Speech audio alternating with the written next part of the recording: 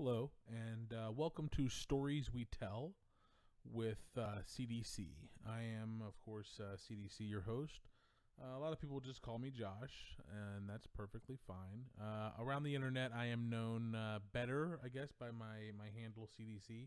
So, in the interest of familiarity, we'll keep that. This is a show dedicated basically to the art of storytelling. Any way, shape, or form we can tell a story, I think that's going to be celebrated on this podcast. We're going to be telling a lot of different kinds of stories here. Funny ones, some will be funny, some will not be funny, some will be scary, some sad, some exciting. I think we'll try to have a little bit of everything on this show. More than anything, I also want to kind of keep the show brief. I don't want this to become like an audio book type situation where we're talking for 6 hours or anything like that. I want to try to keep every show under 30 minutes, and particularly well under 30 minutes if possible. Just short stories, short interesting stories that might draw a reaction from the listener. Sometimes I will tell the story. Sometimes someone else will. We'll have a guest. But regardless, it's going to be a more focused podcast, I think, than other podcasts I have done, and also the podcast Pretend Radio Show that I do currently. It's going to be a little more intimate and just a focused storytelling podcast, a little more low key. And we're going to start it off tonight with a short little story that I've told a few people before. This one happens to be true. Again, not all stories on this show will be true. Some of them will be made up. But we'll try and put a little disclaimer at the beginning of every story. We'll try and let you know if it's true, if it's about me, if it's about another person. And if the person who is telling the story is not me, we'll try to give a little backstory on that as well. We're just kind of flying by the seat of our pants here. We'll see what happens. Maybe this will stay a thing. Maybe it won't. That's kind of the fun part about art. You just throw something at the wall, see if it sticks. If it doesn't, you move on. But thanks for tuning in. Hope you enjoy it. And here we go. This first story, again, this is from me. I wrote this a while back, told it to plenty of people, but there's a good chance you haven't heard this, so without further ado. I guess the year was 2005, maybe 2006. I would have just been turning 20 or 21. I worked for a security company, a private security company. It was all but a glorified version of a child playing patrol in his own room. Really just a kind of rinky-dink operation. There were many posts I worked, but the night in question, the night that brings about this story, was a night where I was working in a factory. All but abandoned factory, really. It had no workers in it, especially at night. I think during the day they had a short shift, but generally it was mostly abandoned. I worked in a tiny little guardhouse. 2 security guards. The guardhouse was no bigger than your grandfather's backyard storage shed. This particular night I was doing gate security with an old man I called Bill. Bill was a good guy. I mean, as far as I could tell anyway. He seemed nice. We sat in the guardhouse watching Jeopardy, Wheel of Fortune, criticizing the political actions of George W. Bush. Of all the other crazy, racist, mind-numbingly boring security guards I worked with, Bill was preferable. At the time, I was going to college with his granddaughter. She lived with him. And I wanted to date his granddaughter really bad. So aside from the fact that I'm just generally a nice dude, I was as nice as I could be to this guy, hoping maybe he'd put in a good word for me or something. Who knows? We worked third shift, and on this night it was extremely quiet. But in all honesty, most nights were extremely quiet. We were only signing in trucks maybe every maybe one every 2 to 3 hours. So I tell him I'm going to walk the perimeter. He's fine with that idea. Walking the perimeter of this factory, I suppose, was something that should have been far more spooky to me than it ever was.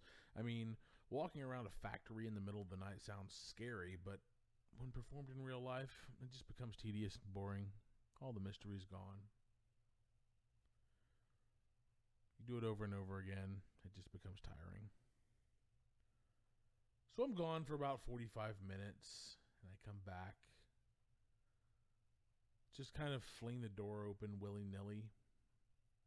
And what I see is something I had no desire to see.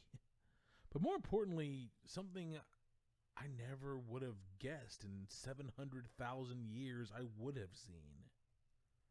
I see Bill with his cock out, and it's hard as stone, veiny and just standing straight up.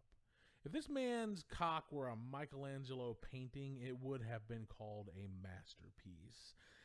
And what's stranger yet, he has the palm of his hand planted flat on the head of his cock, and he's seeming to be trying to bend it in half, or perhaps push it back into his body. Have you ever seen a David Lynch movie? This felt like that kind of scene. Up there with the scene where Frank Booth breathes in the gas and does whatever he does to Isabella Rossellini in Blue Velvet. I always kind of attributed it to that. It was so unexpected. So something I would have dreamed, maybe. I walk in and I kind of get a wide-eyed look, linger for about 3 seconds, and then turn on a heel to walk away. I don't know where I'm going or what I plan to do. I just know I need to remove myself from this situation as quickly as possible. I hear Bill bellowing from the guardhouse. Hey, wait! Wait, it ain't what you think! I very reluctantly stop and slowly walk back toward the guardhouse, not sure what to expect at this point. Bill now has a towel over himself. He's staring at me from underneath his eyebrows as his head is lowered in an unmistakable shame. I just kind of stare. Finally, he musters an utterance. I'm taking some medicine and I think it's done something to me. I think I need to go to the hospital. So I kind of chill out a little bit because I assume, at this point, he's, having an adverse reaction to Viagra or something similar. I didn't ask him why he was taking it at work, and instead I asked if he needs me to call an ambulance or perhaps go purchase a pressure gauge, because I'm pretty sure that fucking thing was ready to pop. He says no, he can drive himself. He leaves and I finish out the shift alone. About an hour or so later, the captain comes in to collect our timesheets. I had filled out bills for him, and the captain asked why I filled it out and why, Bill wasn't there. All I could really say was, I'm not really sure I should say. The captain sighed and shook his head as he walked back to his car and said, "Damn Bill and his fucking pecker problems." He knew. That shit had happened before.